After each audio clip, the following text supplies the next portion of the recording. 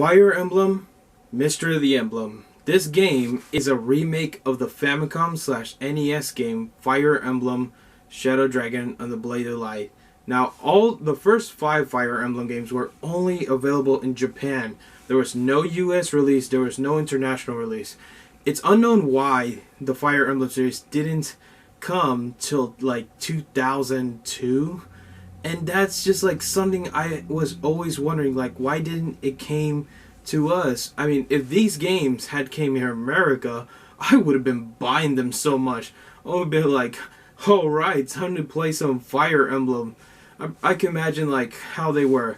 The first one would have been just titled Fire Emblem, second would have been Fire Emblem 2, third one would have been called Super Fire Emblem, which is the story that people a lot talk about this, and then so forth. But today, I just want to dive into this game. Let's have some fun, and let me show you how awesome Fire Emblem is, and it's still popular to this day.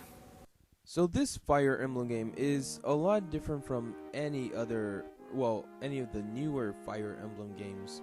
The newer Fire Emblem games may have the casual mode, but this is, one of the games where it all began. A brutal game, but it's worth playing it. After seeing the shield, which is known as the Fire Emblem, you see this dialogue and introduction about a backstory. It's pretty a good idea, and I'm surprised that this is a remake of the original, which is called Shadow Dragon and the Blade of Light. I have to say, this is one of the coolest introductions. You see just thunders coming up, and then you hear the music. And now, it is time to play Fire Emblem Mosho no Nazo, or Mystery of the Emblem. One cool thing is that I see that there's the English text of Fire Emblem, but not only that, if you don't start the game, you get to see what type of classes are. Yeah, that's pretty cool. And to be fair, Fire Emblem is, of course, this game is, like I said, a remake of the first game they made. But what's cool is that the design of the game is more of a medieval timeline style, a pretty unique way of a Fire Emblem game. Then you see this map and it goes just straight to right closer to the island. The place is called Arcanea. So yeah, that's actually pretty cool. I've never seen that in a Super Nintendo game. It does talk about what was going on during the events before the game. In this game, it's like the original. You get to take a look at the map, and that's a pretty cool idea. I wonder why newer games they don't do that anymore. Man, I wish they could do that. The characters you see that are red are basically the enemies, and while you are the blue one.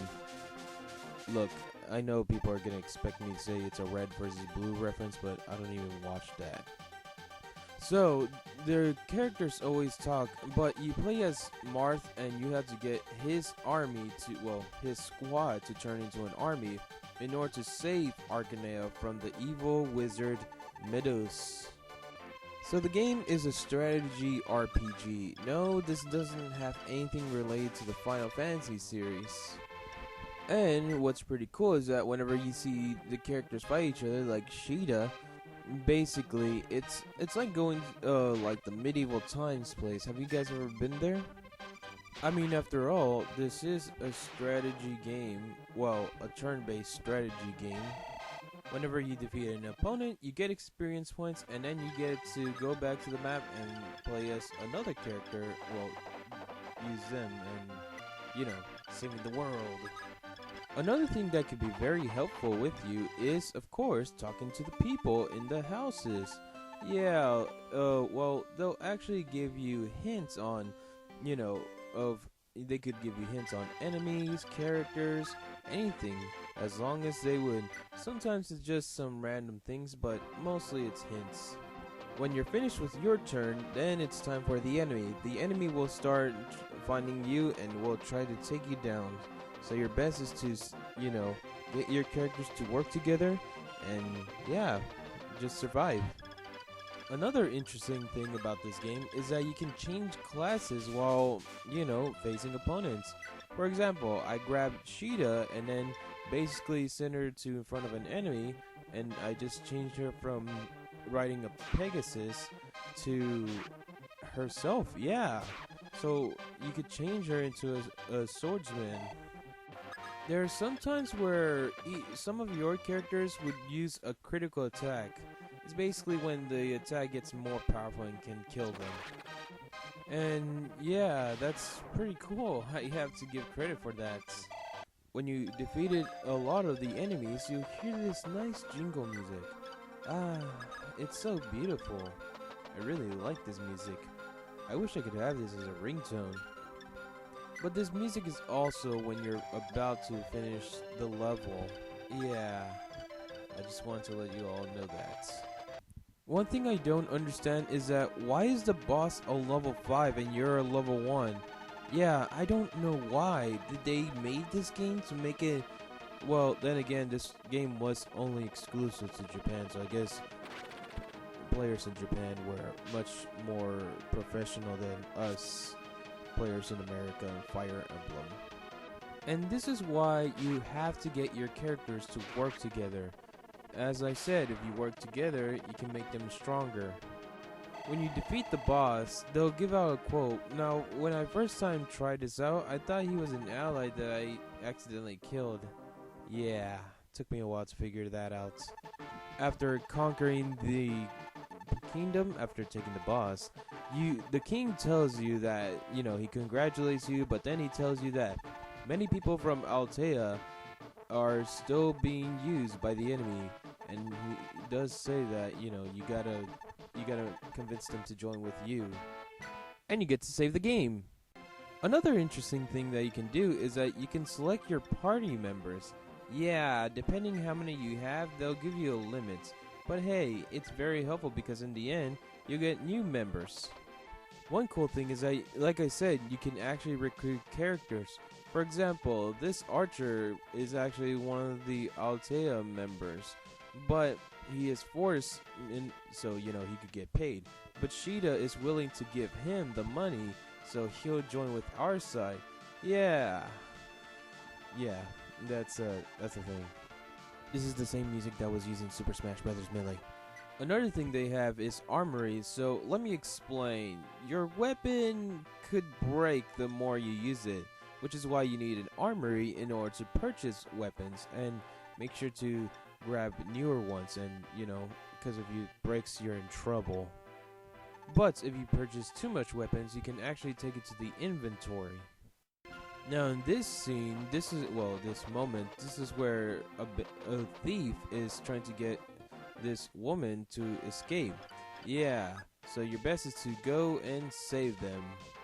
You can also recruit a character named Navir, just because Sheeta says that if you want to kill anybody, kill me, and Navir's like, I will not slay a woman. So yeah, he joins with our side. That's cool.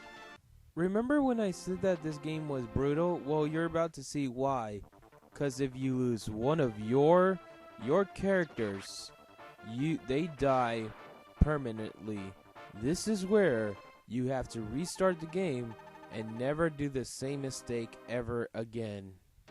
But seriously, I still don't understand why the bosses have a higher level than us. Shouldn't they be a bit more equal, or at least one level higher than us? I can see why newer Fire Emblem games do that. But anyways, I really enjoyed this game and had a lot of fun playing this. But just to point it out, this game is way better than Kingdom Hearts.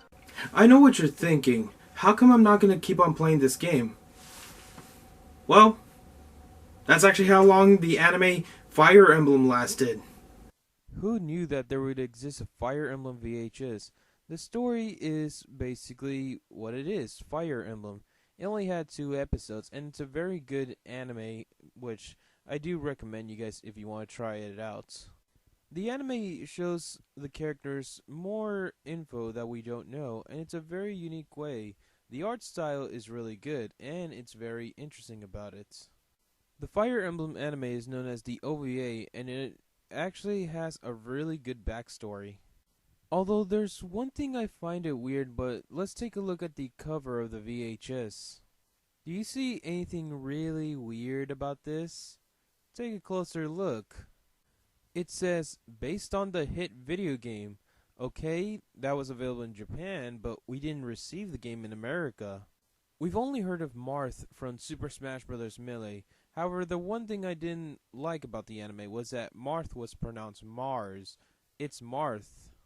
Fire Emblem Shadow Dragon and the Blade of Light was remade into Mystery of the Emblem, and then eventually to Shadow Dragon, which took us literally 18 years just to get the first game on here in America.